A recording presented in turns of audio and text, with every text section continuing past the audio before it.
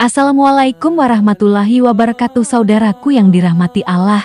Kenapa manusia pertama diturunkan ke bumi? Kenapa kita tidak lahir langsung di surga saja? Semua itu bukan karena Allah murka semata, tapi karena dari kesalahan manusia pertama. Ada pelajaran besar yang tidak boleh kita abaikan. Pelajaran tentang dosa, tentang taubat, dan tentang siapa kita sebenarnya. Allah menciptakan manusia pertama, Nabi Adam AS. Bukan dari api seperti jin, bukan dari cahaya seperti malaikat, tapi dari tanah. Tanah yang diinjak, dipijak, bahkan dianggap kotor. Namun justru dari tanah itulah kehidupan dimulai. Dan sungguh, kami telah menciptakan manusia dari tanah. Lihat kering yang berasal dari lumpur hitam yang diberi bentuk. Qis Al-Hijr 26. Setelah diciptakan, Adam diberikan kehormatan oleh Allah. Allah perintahkan seluruh malaikat untuk bersujud kepadanya sebagai bentuk penghormatan, bukan penyembahan. Malaikat pun taat, mereka sujud. Namun ada satu makhluk yang menolak, yaitu iblis. Iblis berkata, "Aku lebih baik dari dia. Aku diciptakan dari api, sedang dia dari tanah." Kesombongan inilah yang membuat iblis dikutuk.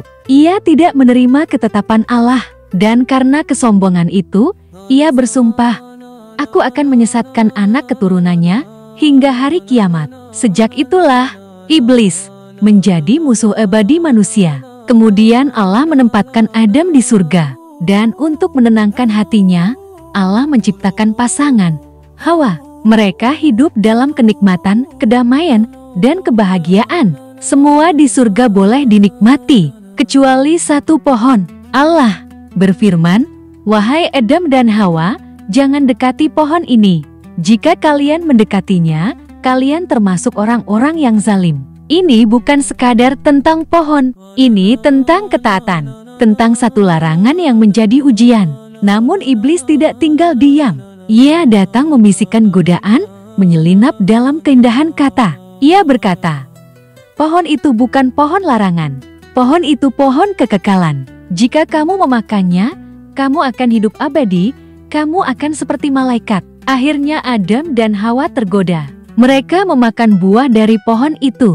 Dan saat itu juga, pakaian surga mereka terlepas. Mereka merasakan malu, gelisah, dan takut. Mereka tahu telah berbuat salah. Mereka menangis dan berkata, "Rabbana zulamna anfusana, wa ilam tagfir lana wa tarhamna lanakunanna minal hasirinya Rob." Kami telah menzalimi diri kami sendiri. Jika Engkau tidak mengampuni kami termasuk orang-orang yang rugi. Qis Al-A'raf 23. Allah menurunkan mereka ke bumi. Turun bukan sebagai hukuman semata, tapi sebagai amanah besar, menjadi khalifah. Allah berfirman, "Turunlah kalian ke bumi. Di sana kalian akan hidup, kalian akan mati, dan kepadaku kalian akan kembali." Adam dan Hawa pun hidup di bumi, berjuang, bertahan, dan bertobat. Selama 40 tahun, Adam terus memohon ampunan. Air matanya menjadi saksi penyesalan, dan Allah dengan kasih sayangnya menerima taubat itu. Adam dan Hawa pun bertemu kembali di Jabal Rahmah, tempat yang hingga kini menjadi simbol pertemuan, pengampunan, dan cinta yang kembali bersatu. Dari mereka lahirlah generasi manusia. Namun ujian belum berhenti. Anak mereka, Kabil dan Habil, sama-sama mempersembahkan kurban kepada Allah. Tapi karena iri, Kabil membunuh Habil. Dosa pertama manusia di bumi adalah pembunuhan, dan semua itu berasal dari satu sifat, dengki. Saudaraku, apa yang bisa kita pelajari dari kisah ini? Pertama, jangan pernah merasa lebih baik dari orang lain.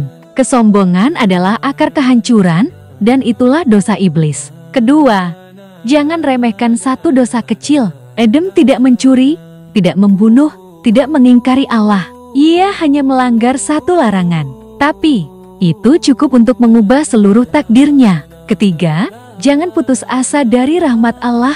Adam jatuh, tapi ia menangis, ia bertobat, dan Allah ampuni dia. Kita ini anak-anak Adam. Kita pasti punya salah, tapi kita juga punya kesempatan yang sama kembali kepada Allah. Allah tidak menunggu kita sempurna. Dia hanya ingin kita kembali. Sesungguhnya, Allah mencintai orang-orang yang bertaubat.